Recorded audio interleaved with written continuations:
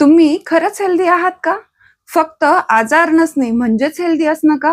तर यामध्ये आयुर्वेद असं सांगतं, की फक्त आजार नसणे म्हणजेच पूर्ण स्वास्थ्य होत नाही.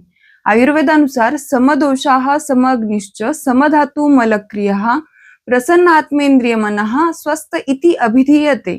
म्हणजेच काय तर ज्यावेळी शरीरातील त्रिदोष म्हणजेच वात, पित्त, कफ हे दोष समावस्थेत असतात. सोबतच पचनशक्ती ही अगदी व्यवस्थित असते. म्हणजेच काय तर वेळेवर भूक लागणे, जेवणाचे व्यवस्थित पचन होणे हे सगळे लक्षणं असतात. आणि यासोबत शरीरातील सप्तधातू म्हणजेच रस, रक्त, मांस, मेद, अस्थी, मज्जा आणि शुक्र हे सगळे धातू योग्य प्रमाणात आणि योग्य गुणवत्तेचे असतात. सोबतच शरीरातील मल हे व्यवस्थित शरीराबाहेर टाकले जाणे, म्हणजेच काय तर पोट वेळच्या वेळेवर व्यवस्थित साफ होणे. सोबतच शरीरातील युरिन, घाम ही योग्य प्रमाणात शरीराबाहेर टाकले जाणे, हे सर्व स्वास्थ्य असण्याचे लक्षणं आहेतच.